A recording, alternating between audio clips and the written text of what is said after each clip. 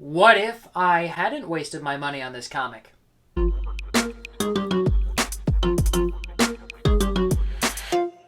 Good evening, I'm Kurt Williams, and today we're talking about issue 1 of What If Venom by Jeremy Holt and Jesús Hervás. I normally don't pick up the new What If series, but I'm a big fan of Jeremy Holt, and people really like Venom for some reason, so here I am. The thing about What If comics is that you can't really hold them to the same standards as regular comics. Not because they're not good, but because they're trying to accomplish something entirely different than every other comic. I'm a big fan of Marvel's What If comics, especially volumes 1 and 2 from the 70s going all the way to the early 90s. And the way that those would work is we would take characters that we're already familiar with, within the continuity that we already know, and they would tweak one tiny little thing. Like the character turned right instead of left, or they said yes instead of no, or they went to the mall instead of the grocery store. Little things like that. And then we would get to see the butterfly effect of that tiny difference rippling out into the rest of their lives. And because these were standalone issues that had no impact on the rest of continuity, the artist could get away with practically whatever they wanted. So a very common trope of early What If comics is that they would usually end in the world exploding, or the main character and a bunch of other side characters would all die, or something ridiculous that can't possibly happen in continuity would happen because it doesn't matter anyway. And that's goofy, but that's part of the fun of What If. And the more recent What If series getting into the 2000s and the 2010s, and now we're in the 2020s, are not quite like that. They're more just alternate universe stories. And season 1 of What If on Disney Plus was really just set up for the multiverse to get us used to characters that we're gonna see in other movies. And I haven't even seen season 2 yet. You'd have to pay me to watch it, honestly. It's just not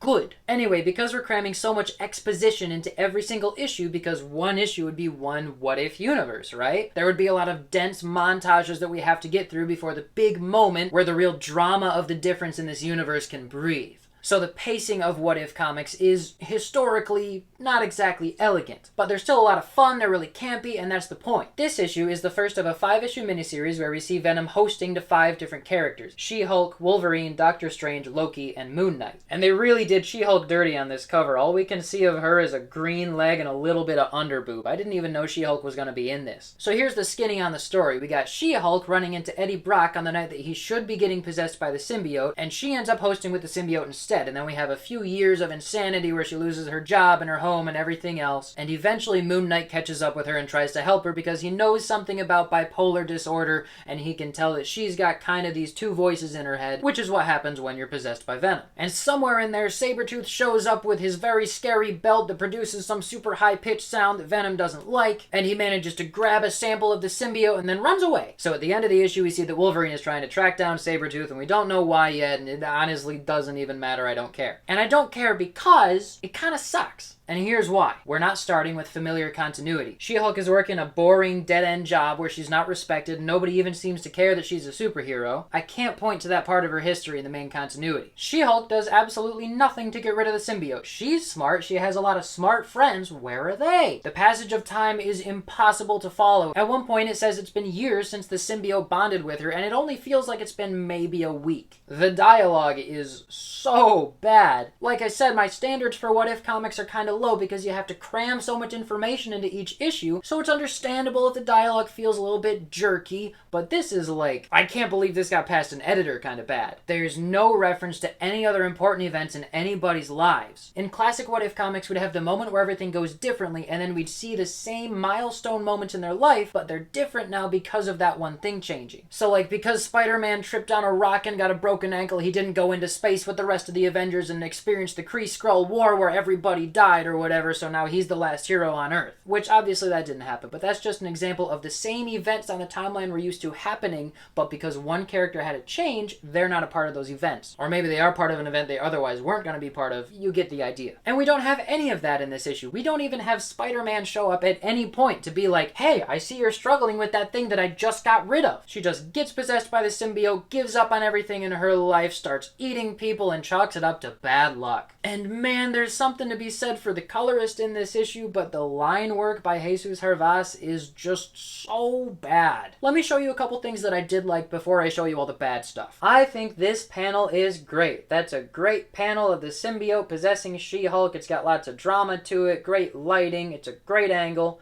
That's pretty good. On this double page spread, we get an homage to the cover of the first issue of Incredible Hulk. We've got Jennifer Walters where there should be Bruce Banner, and She-Hulk looming over her like the Hulk was looming over Banner, but she's possessed by the symbiote. It's a neat little reference. This is a panel that I did appreciate, though I think most of the work is being done by the colorist here. That's a very scary picture of her transitioning into a symbiote. I like that. And that's it. Now, looking at the bad stuff, let's start with this page. I don't like anything on this page. Look at his arm in that top panel and the dumb shadowing on his hand. And then his face in that panel right below it. Is Venom supposed to be scary there? Is he supposed to be intimidated by Venom? Because he looks goofy and emotionless. And his face looks like something out of a comic from like 1937. And then that pose that he has as he runs away is just so awkward. The figure work here is atrocious. Then we have this panel that's supposed to be super cool where the symbiote is bonding with She-Hulk, but the most important detail, where his mouth is enclosing her face, is way over in the corner. That's like the most important, coolest detail. Why didn't you put it somewhere the eye was actually going to get drawn to, like closer to the middle of the panel? Instead, you've got almost the entire panel taken up with this super generic goop that's drawn poorly, encasing her body in no particularly dramatic or interesting to look at way. It's just a waste of space, honestly. And then that last panel down in the corner where he's running out of the building just looks amateur. I'm sorry, that's really bad. Look at these two panels where we see regular Jennifer Walters morphing into She-Hulk. You see her left hand there? Her creepy little alien three-fingered hand that has gross fingers on it? Like, come on, man, did you even try? How about the most ungraceful leg I've ever seen that's 80% cankle and then just has a stubby little foot on the end? Ew!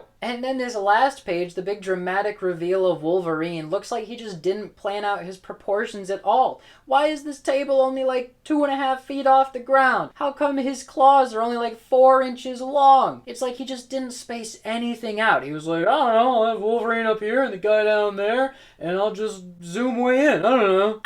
Anatomy! I really wanted to like it because I like Jeremy Holt as a writer, but I'm sorry, there's like nothing redeemable about this issue. The transitions between scenes are really clunky. The passage of time is ridiculously clunky. Could you please just have given us a bunch of exposition up front so that you could really take one moment and let it breathe? Instead, we get just a ton of half-hearted exposition that doesn't have any effect on me. What we have is a story about a character that I'm disconnected from in a world that I'm disconnected from with stakes that I'm entirely disconnected from. There's no reason that I should care about this other than, ooh, Venom! Honestly, I read a comic like this and I get frustrated that Marvel is letting these artists through the door when there are plenty of really, really great artists out there who could do a much better job. And listen, like, I'm reasonable. Maybe there's something that I'm missing about Hervás's art that I just don't appreciate. Maybe there's a million art submissions going into Marvel every day and they all suck way worse than this and this is really the best they could do. I don't know. But I don't know. This was a bad choice. I don't recommend buying it. I hope that sales on this title are terrible so that Marvel learns their lesson and gets good artists back on their titles. Maybe that's too harsh. I don't know. It is not good. So I'm gonna rate issue 1 of What If Venom a 4 out of 10. If anybody out there wants to try defending the issue, go for it. I'd love to hear it. But I will not be collecting the rest of the series, that's for sure. Did you read it?